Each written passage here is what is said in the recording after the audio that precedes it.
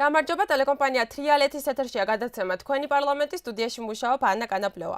167 მიღებული კანონი საშემოდგომო და საგაზაფხულო სესიებზე. მერვე მოწვევის პარლამენტის საქმიანობის პირველი წელი დასასრულს უახლოვდება. რატიფიცირებული კონვენციები და ხელშეკრულებები, უამრავი მიღებული დადგენილება და 8 კანონპროექტზე დაძლეული ვეტო. ასეთია ახალი მოწვევის პარლამენტის ისტორია. საკანონმდებლო ორგანოს თავმჯდომარემ დავით უსუფაშვილმა გაწეული სამუშაოს შეჯამებისას ხაზგასმით აღნიშნა პარლამენტის როლი საქართველოს ევროპასთან ინტეგრაციის საკითხთან დაკავშირებით. ამას საპარლამენტო დელეგაციების სხვადასხვა ქვეყანაში ვიზიტებიც ემსახურებოდა. დავით უსუფაშვილის თქმით, ყველაზე მეტად სადისკუსიო თემა შრომის კოდექსში ცვლილებების შეტანის პროექტი იყო. კანონპროექტი უკვე დამტკიცებულია და ძალაშია შესული. რამდენად შედეგიანი იყო დეპუტატების საქმიანობა, ამაზე ჩვენი სტუმარი ისაუბრებს. წარმოგიდგენთ გორის მაჟორიტარ დეპუტატს, ფრაქცია ქართული ოცნება ეროვნული ფორუმის თავმჯდომარეს ბატონ მალხას ვახტანგაშვილს. ბატონ მალხას, მოგესალმებით. მოგესალმებით ანა. ჩვენი გადაცემის ფორმატის მიხედვით სტუმარს ექნება მხოლოდ 25 წამი შესავალი და შემაჯამებელი სიტყვისთვის და ასევე 25 წამი კითხვებზე პასუხებისთვის. ბატონ მალხას, ანამ კითხვებზე გადავალთ, გთხოვთ ზოგადად შეაფასოთ მერვე მოწვევის პარლამენტის პირველი სამუშაო წელი. გისმენთ. დიდი მადლობა. მე ვფიქრობ, რომ მერვე მოწვევის პარლამენტმა შეასრულა თავისი ძირითადი ფუნქცია, რომელიც მასზე იყო დაკისრებული ამორჩევლისგან და ის პერიოდი, როდესაც ჩვენ მოგვიწია მუშაობა აი ამ საწყის ეტაპზე პარლამენტის ვფიქრობ, რომ იყო ნაყოფიერი. ვინაიდან უამრავი კანონპროექტი იქნა მიღებული და საბოლოო ჯამში ბუნებრივია მთლად ყველაფრით არა ვარ კმაყოფილი, მაგრამ საერთოდ ჯამში ყველაფერი ისე წავიდა, როგორც დაგეგმილი გქონდა ჩვენ. დიდი მადლობა. ახლა კითხვებზე გადავდივართ. თქვენი აზრით რა იყო მერვე მოწვევის პარლამენტის პირველი სამუშაო წლის ყველაზე დიდი მიღწევა?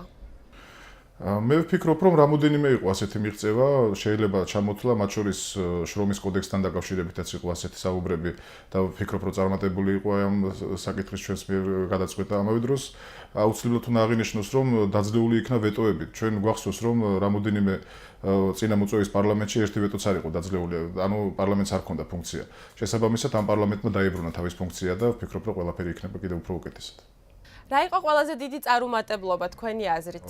მე ვფიქრობ, რომ შეიძლებოდა კიდე რამოდენიმე კანონპროექტის მიღება, მაგალითისთვის ვიტყვი, რომ ადგილობრივი თვითმმართველობის შესახებ კანონი გადაიდო და ვფიქრობ, რომ ეს არის ის კანონი, რომელიც საქართველოს მმართველობას აუცილებლად წაადგება და მიმაჩნია, რომ უახლოეს მომავალში ადგილობრივ თვითმმართველობას არჩევნებამდე უნდა იქნას ეს კანონი მიღებული ჩვენი საქართველოს პარლამენტის მიერ. ბატონ მალხას, რა გეგმები გაქვთ სამომავლოდ და მათ შორის რა მიგაჩნიათ ყველაზე მნიშვნელოვნად?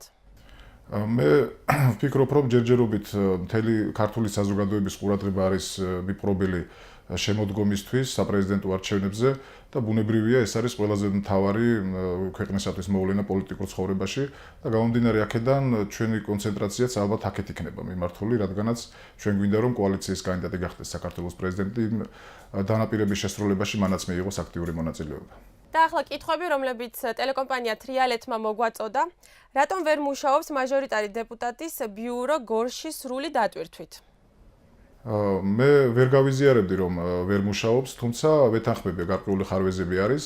ამავე დროს ამ ხარვეზებს აქვს თავისი მიზეზი, ქონდა უпростоრად, ეს იყო თვითონ პარლამენტში ბიუროს შესახებ გარკვეული ცვლილებების მიღება პარლამენტის რეგლამენტში და გარკვეული ფინანსური საკითხების მოგვარება და ვფიქრობ, რომ ეს იყო რამოდენიმე კიდე სხვა საკითხიც დამატებული ამას და ეს იყო ძირითადი მიზეზი, თუმცა უახლოეს მომავალში ესეც გამოსწორებული იქნება უკვე.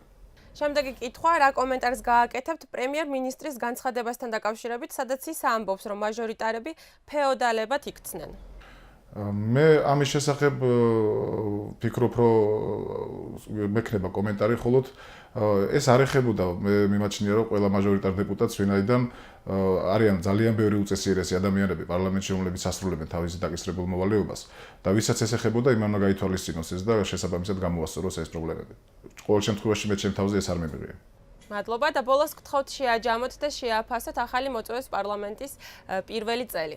გისმენთ. ვფიქრობ, რომ საქართველოს ამჟამინდელმა პარლამენტმა გაარღვია, ასე ვთქვათ, მოჯადოებული წრე და იქცა ნამდვილ პარლამენტად, არა ნოტარიუსად, როგორც იყო წინა მოწვევის პარლამენტი, სადაც ოპოზიციური აზრი საერთოდ არ განიხილებოდა და თანამედროვე დემოკრატიებში ბუნებრივია პარლამენტს უდიდესი ფუნქცია აქვს და აქედან გამომდინარე საქართველოს ამჟამინდელი პარლამენტი თანდათანობით ხარისხობრივად უფრო და უფრო მაღალ დონეზე ავა და ვფიქრობ, რომ ძალიან დიდ როლს ითამაშებს საქართველოს აღორძინებაში.